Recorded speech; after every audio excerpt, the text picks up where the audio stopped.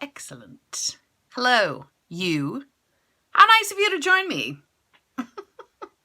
It's never a serious moment. Well, sometimes it's serious. But really, we need to bring levity to the situation because goodness gracious, the world feels heavy. So welcome to this Tuesday Live where we like to lighten things up a little.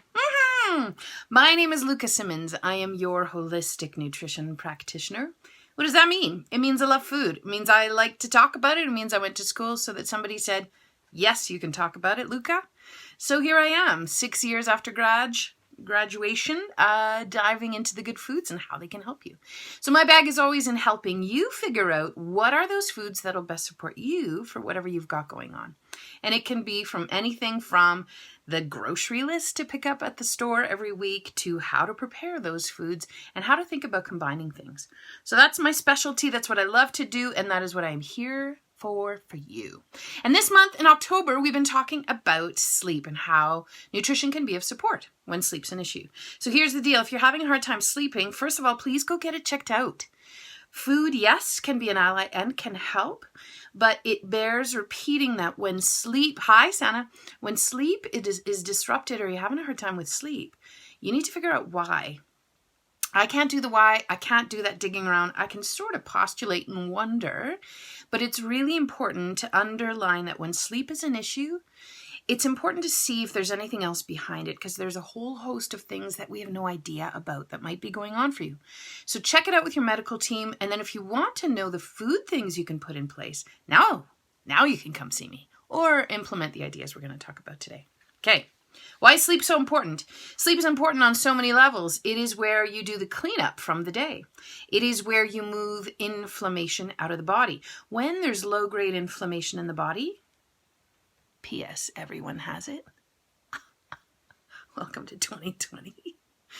When there's this sort of scenario going on underneath the surface, well, your body needs to do cleanup. And the cleanup actually happens at night. And the moving out of this stuff during the day and during the night depends on this really intricate series of hormonal cues throughout the body, throughout the day, that regulate what's called your circadian rhythm, that really important 24-hour internal clock.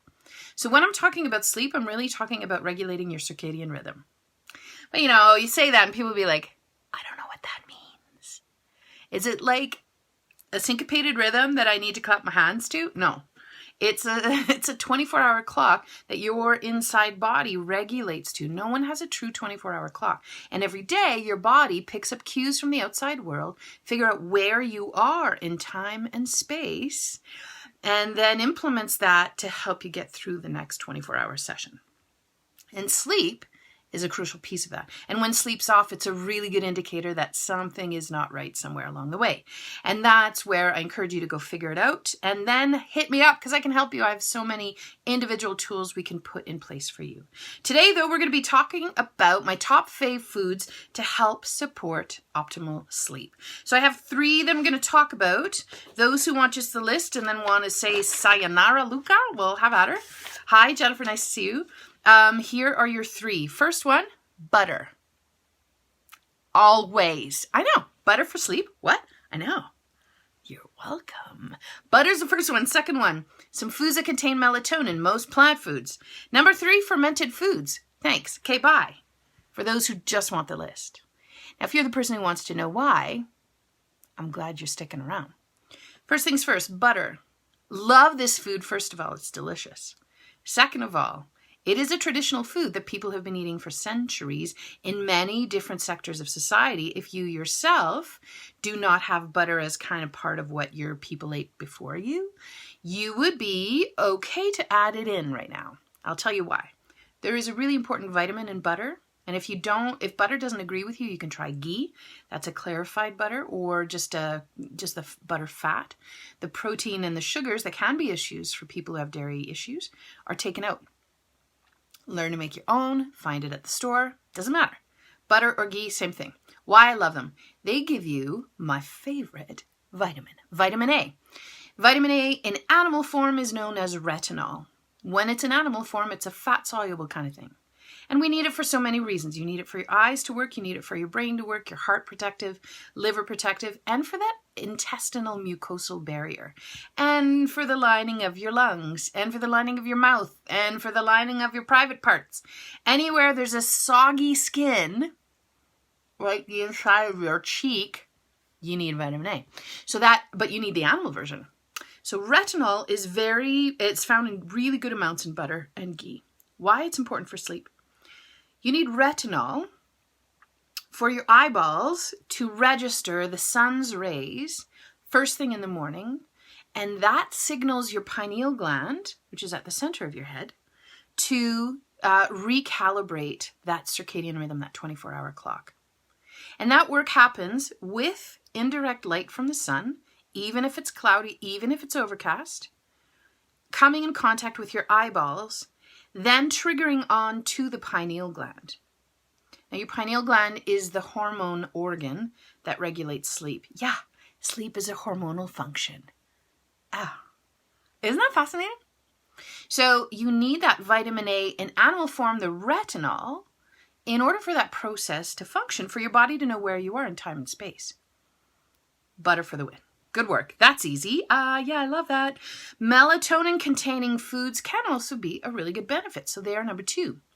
What foods contain melatonin? Well, if you understand that melatonin is the hormone that actually enhances our body's ability to sleep, there are some people who will say, well, eat those foods that have melatonin in them.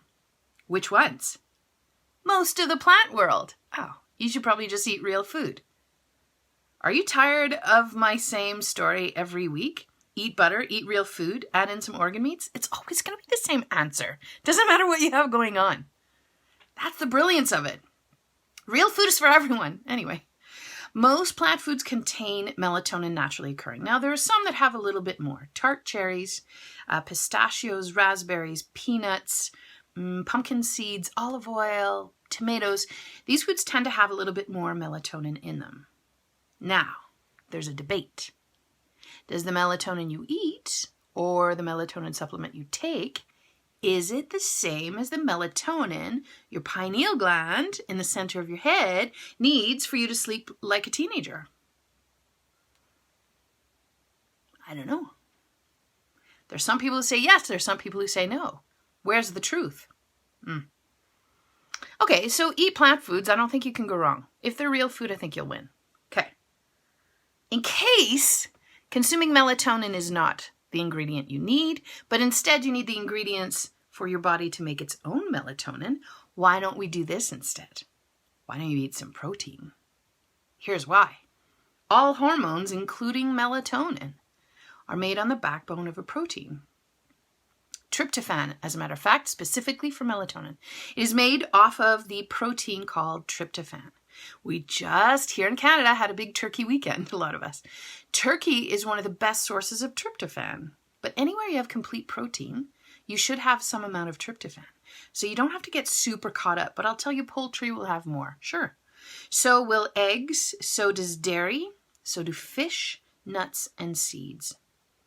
So melatonin is made from the backbone of tryptophan. There's a couple of different processes for it to get there. But if you have the ingredients to get to making melatonin, then you should be better able to make the melatonin you need in your body. You just need to support that manufacturing of melatonin. Which brings me to food number 3. Food number 3. Okay. So we just covered, the idea that tryptophan is the building block to make your way over to melatonin. Okay. What's that process, though?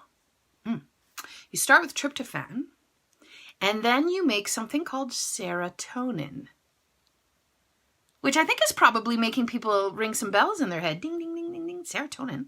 I've heard that one. What is that one, Luca? Oh, it's the feel-good chemical. It's the mood enhancer. It's the, I'm going to make it through today, it's going to be okay kind of feeling. That's the hormone, the neurotransmitter that we need to feel good. And serotonin, when you're having a hard time making serotonin, you are now reducing your ability to go from tryptophan to serotonin to melatonin. That's the order of events. You get tryptophan from your diet, and then hopefully you can transform it into serotonin, which then you need all the other ingredients to go to melatonin. So tryptophan to serotonin to melatonin. And melatonin is the one that makes you sleep. It's not an accident that a lot of people who struggle with sleep issues also have mood imbalances. And that's a very big telltale sign that there's a problem taking tryptophan and making it into serotonin in the first place. So my third food for you is going to be in support of those conversions. My third food for you is fermented foods. Yeah, ferments. Oh, Luca, like you're a broken record. You say the same thing all the time. I know. Do you want to know why? Because it's the same food for everyone for all of the ailments. If you just concentrate on real food, you're going to be okay. You're going to be maximizing what your day-to-day food intake can do for you. It's always going to be the answer. Go to real food. Now, why ferments in this specific case? Well, for that conversion of tryptophan, that protein that you just got from consuming turkey, I just had turkey for lunch, yay for leftovers, that tryptophan gets made into serotonin where?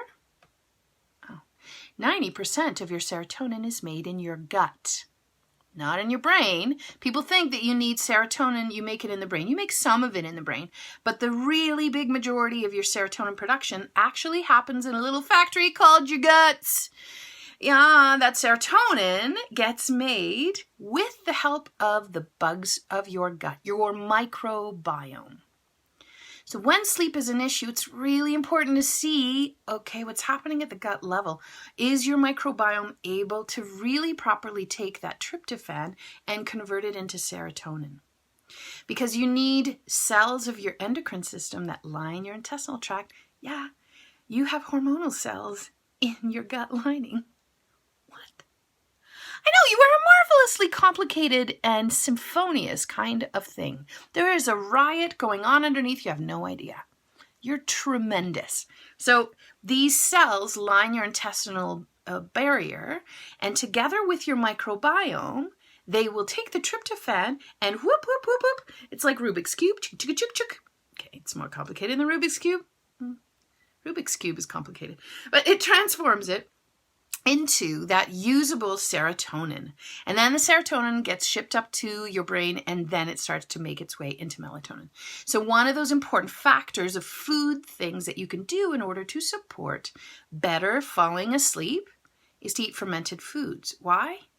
Ferments help to provide the body with a steady flow of probiotics. They help to bring down inflammation at the gut level so that you can better provide an environment that'll be conducive to transforming tryptophan into serotonin. And it helps to really keep your microbiome alive. So let's reiterate. If you are looking for those top best foods to add to your list because you're having a hard time sleeping, you're going to add in butter or ghee. You're going to add in any type of plant food if you want, or maybe if you want to go the route of having the tryptophan foods, maybe that's a better idea. So eat protein. I know, sleep depends on your ability to eat protein and break the protein down into pieces you can use. That's another thing. It's so marvelous. And then the third food is fermented foods. So butter, protein, ferments. Good work. Oh, you should probably eat some good plant foods. Those plant foods can give you some of that melatonin, but in case we can't use straight up melatonin for melatonin, then maybe you can just count on eating protein.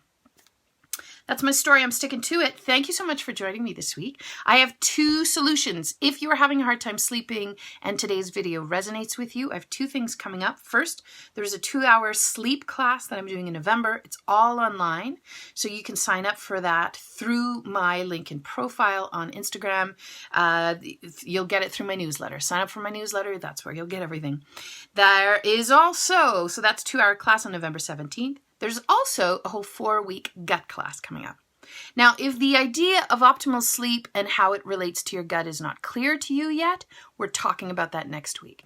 So if you think, oh my gosh, I think my sleep thing's a gut thing, I got a whole 6-week group class gut boot camp coming up. We are starting up on October 31st, the end of this month. So I'm going to be talking about it on social media now because we're starting to get close to the time.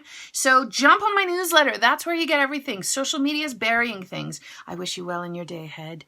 Thanks for tuning in. Okay, bye.